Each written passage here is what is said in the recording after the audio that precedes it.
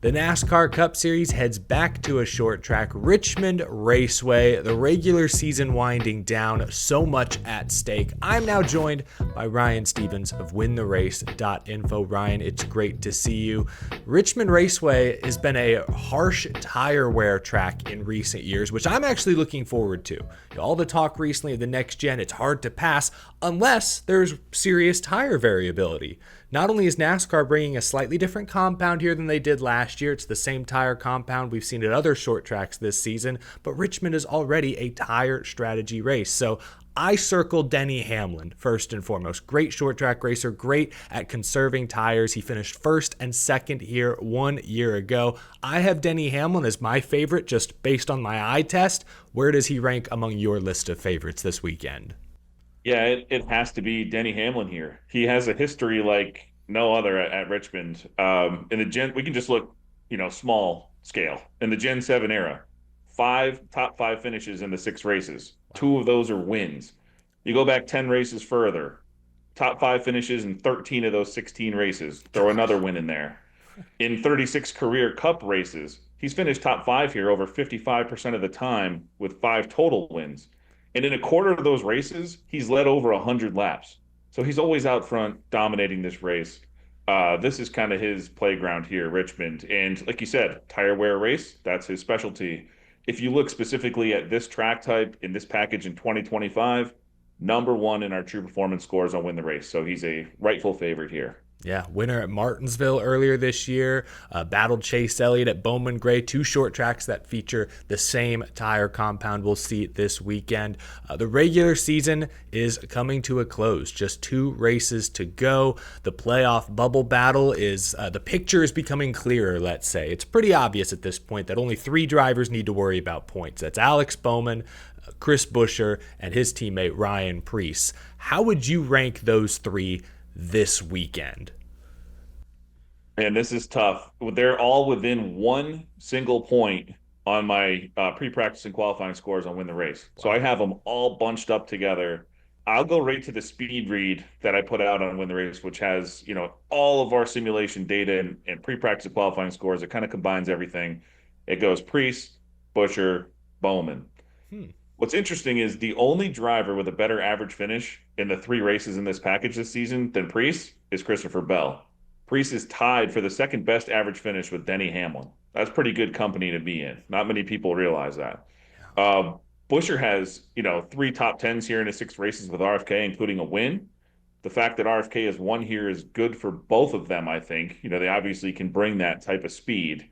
And this is the type of track, we like to target Preece on, like we've said in the past on this show. Bowman, also very interesting. Slots between the 2 in my true performance scores on this track type in 2025. He's got top 10s in, 2 of the 3 races, but at Richmond, he's not been that great lately. He does have a past win here at well, but it's not like it was a race he dominated. So I don't know. I mean, a coin flip, but if I had to do it, I'd go right to the speed read, Preece, Buescher, Bowman in that order, but all super tight and not surprised if any of them contend for a top 5. So you're giving the RFK guys the advantage. That would be spicy because Bowman's got a 60-point lead, but his lead over Buescher, I think, is only 26 points. So that could flip. And then heading into Daytona, you do not want to be on or near that cut line. I'm looking forward to seeing what RFK can bring because Ryan Preece and the boss man Brad Keselowski were pretty quick at Iowa just a couple weeks ago. Go back 1 year ago, Ryan, we all remember the night Austin Dillon shocked the world. It did not count for playoff eligibility, and yeah, the final restart was a mess, but people forget that before he wrecked Logano, before he wrecked Denny Hamlin, Austin Dillon legit had winning speed. He drove through the field, took the lead, and was driving away, was going to win that race until I think Ricky Stenhouse just decided to clobber Ryan Preece for no reason with 2 laps to go. So it could happen again. There could be another dark horse playoff spoiler. I want to ask you, Ryan, could you rank your top 3 potential playoff upsets this weekend? Who do you have your eye on below the cut line? Let's start with Brad Keselowski. Everything I just said, RFK has brought a winning car here in the Gen 7 era. He's a 2-time Richmond winner. Maybe they capture that speed they found with Buescher a few years ago, and Brad K can do it. Iowa, I would say, it's a short track It uses the same package. I would say it's a little different than Richmond, but he was just number one in my true performance scores at Iowa. Mm. And that's a recent race. So they can bring the speed here. It'd be awesome if he, won and got in. Carson Hocevar, Okay. he'd be my next one. Great run here last year in the Cup Series. Started 19th, finished top 10 in stage two and the race. His last truck race at Richmond was a great one as well. Good strategy, tire management throughout the race. You'll need to be aggressive here, not Austin Dillon seeing red type aggressive, like you had mentioned, but he is aggressive. And it would be a cool story, with how fast he's been at so many different places this year if he won his way in with two to go. And then last, we'll go with Austin Dillon's teammate, Kyle Busch. Okay. We mentioned, RCR did have speed here. They have in the past. He was very, very fast last year.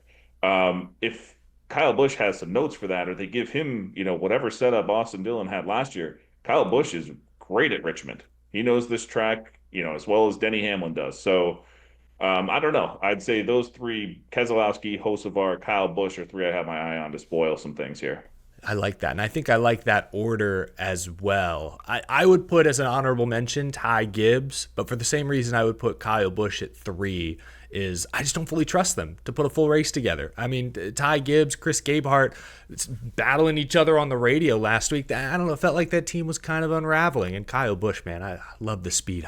Every time I pick him, I get burned. So I like Brad Hocevar 1-2, some guys to watch. Changing the subject a bit, I want to see anything from Team Penske this weekend. I feel like this is a very important race for those cars. And I'm not really talking about Ryan Blaney. He's been running good. I'm talking about Austin Cindric, who since that win at Talladega has been like a 15th to 20th place car every single week. Joey Logano, the defending champion, has gone 10 races since his last top 5 finish. And Josh Berry has gone 13 races since his last top 10. They've been bad. Like, by Penske standards, bad for most of the summer. Everyone keeps telling me, hey, don't worry, Penske's going to run great once the playoffs start. They do this every year. They're sandbagging for now. I'm not sure I believe it this year, but tell me if I'm wrong, Ryan. How does Penske's 2025 regular season performance compare to what they did last year before obviously Logano went on that impressive playoff run? So I didn't look as large a scale in the entire season, but I looked at this track type just to see what kind of momentum Sure. they could take into this race and leading into the playoffs. 2024, I have Blaney second, Logano 5. In 2025, this year, I have Blaney third, Logano sixth. So Wow. I'd say there's not really any worry here for Penske, which is bad news for the field if they can make it to Phoenix again. But um, Blaney has not been great here at Richmond in his career, while Logano has. I'd say it's a great opportunity for Logano to pad his playoff points here. When we sim this race out, Logano's behind only Bell and Hamlin in win percentage. For Blaney, it's just a good opportunity to see what he can do here. The 12 team has brought fast cars in the majority of the 2025 races. We've seen him have his best runs of his career at certain places. Darlington comes to mind earlier this year, another tire wear type of race that he hasn't traditionally been, one of his best tracks. As far as Cindric, he does not rate out well last year or this year, so no real change there. For Barry, and you mentioned it, he continues to rate out well every week, but no top tens in almost 3 months or so. Not good at all. Things have not been great. I would say this race is pretty important for the simple fact that if you make it to the round of 12, you have New Hampshire there. That's only about a month from now. So you Yeah. want to, come correct in this package and make sure you're fast. If you make it to the round of 8, it ends with Martinsville. So you'll want to get this package dialed in on shorter flat tracks now if you want to make that long, playoff run. Yeah, short flat tracks have been Penske's strength, and what do you know? They added a couple of short flat tracks to the playoffs this year. So if Penske can get it dialed in, I guess you're right. I guess there's no real reason for me to be concerned. I woke up feeling concerned. Now I'm not quite as concerned. I guess this is just what they do. They've learned how to maximize this points format perfectly. Final question, Ryan, and then we can get out of here. This is a bit off topic as well, but Shane Van Gisbergen obviously just won at Watkins Glen. We know how tremendous of a road course racer he is, but is he actually getting better at the ovals? I just pulled out the most basic stat I could find. First 11 oval races this season, his average finish was 28.7. Not good at all. But in the past 8 oval races, his average finish is 24th. That's a near 5 position swing. So based on your metrics, your data, is he showing significant oval improvement, or is it minimal at this point? What do you think? Yeah, there's a graphic that I can send to you. It's basically loop edge on Win the Race, and it shows all of SVG's oval runs this season. And you put them in order, start to finish, beginning of the season till now.